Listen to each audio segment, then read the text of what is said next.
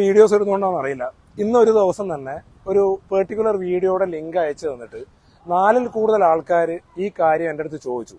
അപ്പോൾ അതിനകത്ത് പറഞ്ഞത് പ്രകാരം പറഞ്ഞിരിക്കുന്നത് ഈ പറയുന്ന 12 ലക്ഷം വരെ ബജറ്റിൽ ടാക്സിന്റെ പരിധി ഉയർത്തി എന്ന് പറയുന്നത് തട്ടിപ്പാണ്, ചതിയാണ്.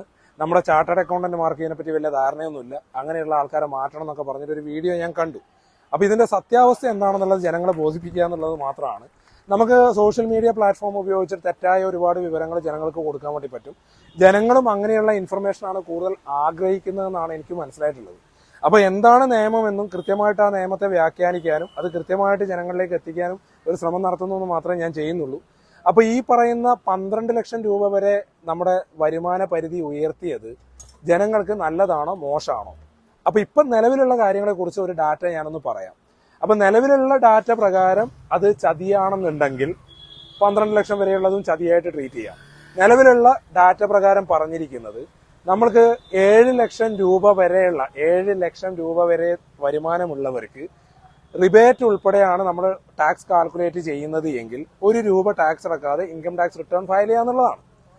അപ്പോൾ ആ 7 ലക്ഷം എന്ന് പറഞ്ഞ പരിധിയാണ് എന്താക്കിയിരിക്കുന്നത് 12 ലക്ഷമാക്കി മാറ്റിയിരിക്കുന്നത്.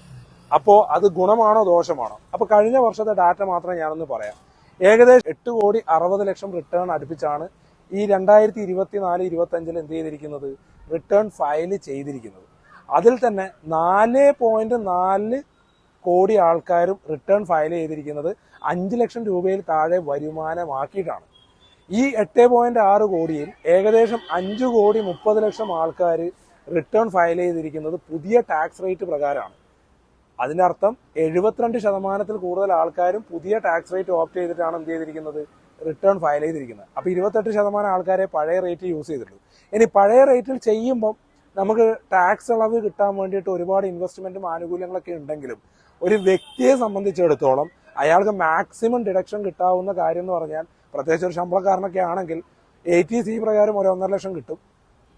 പിന്നെ ഹൗസ് ലോണിന്റെ ഇൻട്രസ്റ്റ് പ്രകാരം മാക്സിമം ഒരു 2 ലക്ഷം രൂപ വരെ ക്ലെയിം ചെയ്യാം. മെഡിക്കൽ ഇൻഷുറൻസ് ഈ പറഞ്ഞ കൂടിപ്പോയത് 4 ലക്ഷം രൂപ വരെയൊക്കെയാണ് on an average maximum claim ചെയ്യാൻ പറ്റുക. അപ്പോൾ പോലും 12 ലക്ഷം രൂപ വരുമാനമുള്ള ഒരാൾക്ക് 4 ലക്ഷം രൂപ പഴയ ടാക്സ് റേറ്റ് പ്രകാരം ഇളവ് കിട്ടിയാലും പിന്നെയും സർപ്ലസ് എമൗണ്ടിന് എന്ത് ചെയ്യണം, അയാളുടെ ടാക്സ് അടക്കം ബാധ്യസ്ഥനാണ് പഴയ റേറ്റ് പ്രകാരം. ഇനി പുതിയ റേറ്റ് പ്രകാരമാണെങ്കിൽ ഇയാൾക്ക് ഈ പറയുന്ന ഡിഡക്ഷനും മറ്റുള്ള ആനുകൂല്യങ്ങളൊന്നും കിട്ടില്ല, അയാൾ റിട്ടേൺ ഫയൽ ചെയ്യുകയും വേണം. അഥവാ 7 ലക്ഷം രൂപക്ക് മുകളിൽ വരുമാനം ഉണ്ടെങ്കിൽ അയാൾ ടാക്സ് അടക്കം ബാധ്യസ്ഥനാണെന്നാണ് പറഞ്ഞതിന്റെ അർത്ഥം. അപ്പൊ നിങ്ങൾ പറഞ്ഞ ഡാറ്റ വെച്ചിട്ട് നോക്കുക.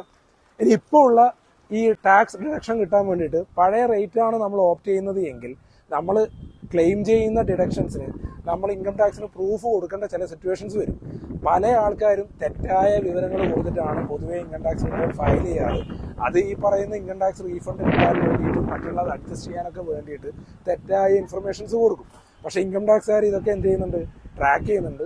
ഇതിൽ കുറഞ്ഞ ആൾക്കാർക്കെങ്കിലും ഇൻകം ടാക്സിൽ നിന്ന് എന്ത് വരാറുണ്ട്, ഫർദർ നോട്ടീസ് വരാറുണ്ട്, നിങ്ങൾ ഡിഡക്ഷൻ ക്ലെയിം ചെയ്തതിന്റെ പ്രൂഫും കാര്യങ്ങളൊക്കെ വേണം. അപ്പൊ തെറ്റായ രീതിയിൽ സർക്കാരിന് അടച്ച ഇൻകം ടാക്സിന് റീഫണ്ട് കിട്ടാൻ വേണ്ടിയിട്ട് നമ്മുടെ നാട്ടിലുള്ള ചില ആൾക്കാർ എന്ത് ചെയ്യുന്നുണ്ട്, മിസ്ലീഡിംഗ് ആയിട്ടുള്ള ഇൻഫർമേഷൻ ജനങ്ങൾക്ക് കൊടുക്കുന്നുണ്ട്.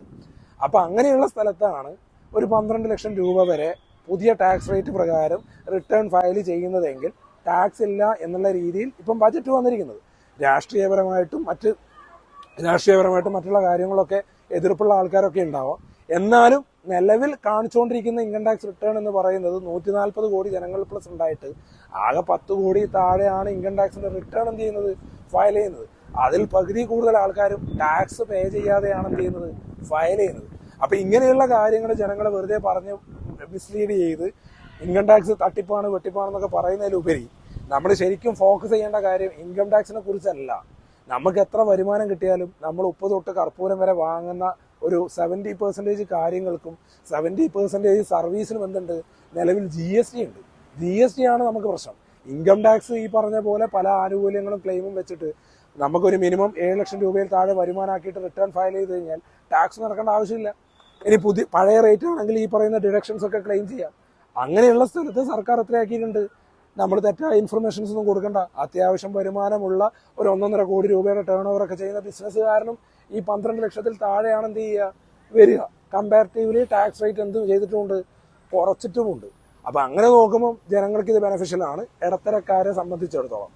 പിന്നെ നമ്മൾ എന്തിനാണ് വളച്ചൊടിച്ച് ഇൻഫർമേഷൻസ് പറയുന്നത്? നിയമങ്ങളിൽ നമുക്ക് ജനങ്ങൾക്ക് ഫേവറബിൾ ആയിട്ടുള്ള ചില കാര്യങ്ങൾ ഉണ്ടാവാം.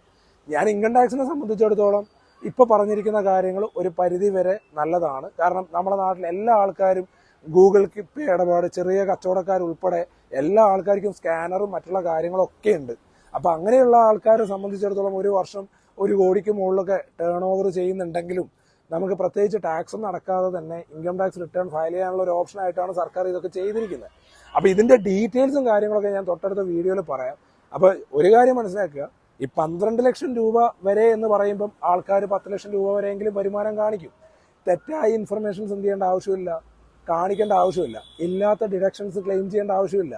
നമുക്ക് പ്രോപ്പറായിട്ട് കൂടുതൽ വരുമാനം കാണിച്ചുകൊണ്ട് തന്നെ റിട്ടേൺ ഫയൽ ചെയ്യാം. സർക്കാരിന് അതിനകത്ത് വേറെ അഡീഷണൽ ടാക്സ് ഒന്നും കിട്ടാൻ പോകുന്നില്ല. ഇനി നിങ്ങളുടെ പേരിൽ TDS പിടിച്ചിട്ടുണ്ടെങ്കിൽ അതൊക്കെ റിട്ടേൺ ആയിട്ട് കിട്ടുകയും ചെയ്യും.